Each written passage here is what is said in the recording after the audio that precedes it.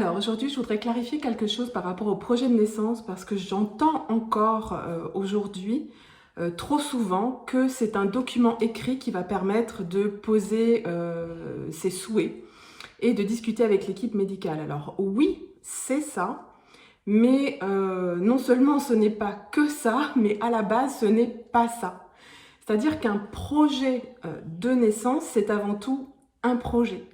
Comme vous allez avoir un projet de maison, et à ce moment-là, vous allez vous entourer de professionnels, comme on dit, un architecte, ou vous allez investiguer. Et c'est avant tout, c'est ça. Un projet de naissance, c'est une investigation des possibles, et après seulement, ça devient un papier.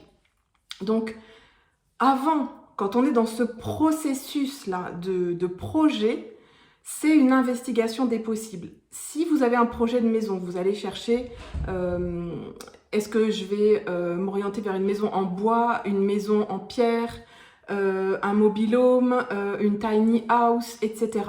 Vous allez chercher chez des professionnels spécifiques les avantages, les inconvénients, les prix, les matériaux, le temps que ça prend, le domaine juridique aussi. Donc tous ces points-là sont importants à voir, à valider, à travailler, à questionner avant que ça devienne un papier. Sinon, c'est mettre la charrue avant les bœufs. Donc voilà, je voulais apporter cette petite précision parce que c'est rare que je le vois, c'est même jamais. Et pourtant, c'est une notion que j'ai véhiculée, transmise depuis les années 2000. Donc on est en 2023, ça fait un petit moment maintenant. Donc là, je parlais du projet de maison, mais si on a un projet, mettons, de conduire une... allez, je prends un autre exemple un peu plus... différent. Si vous avez un projet de conduire un camion, par exemple, alors vous allez vous demander la taille du camion, est-ce qu'il faut un permis spécifique, est-ce que je dois repasser mon permis, est-ce que c'est juste une validation, etc., etc. Vous voyez ce que je veux dire? Donc, le projet de naissance, ça va être d'abord se questionner sur comment fonctionne le système médical, qu'est-ce qu'il y a comme offre de soins, quelles sont les possibilités dans ma région, quelles sont mes peurs, de quoi j'ai envie, quelle ambiance, qu'est-ce qui me rassure.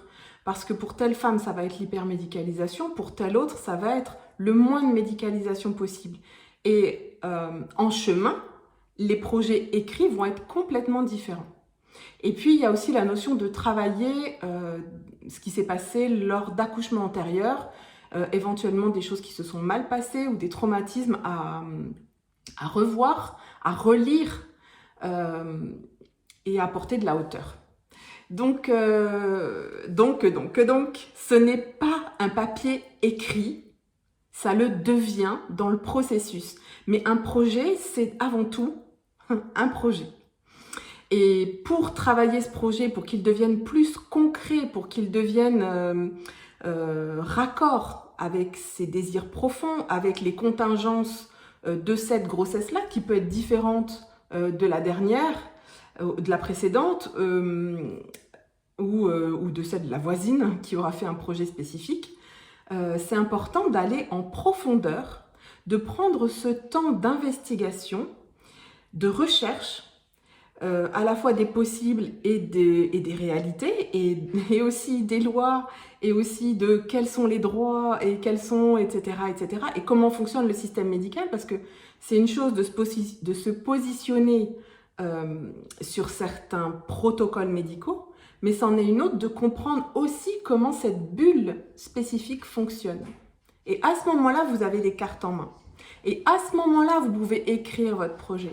Et à ce moment-là, vous pouvez communiquer ce projet. Donc, il y a des étapes à respecter. Je souris parce que ma fille est en train de passer derrière la vidéo. Et je me suis bien pris la tête pour trouver un éclairage à peu près correct dans la maison.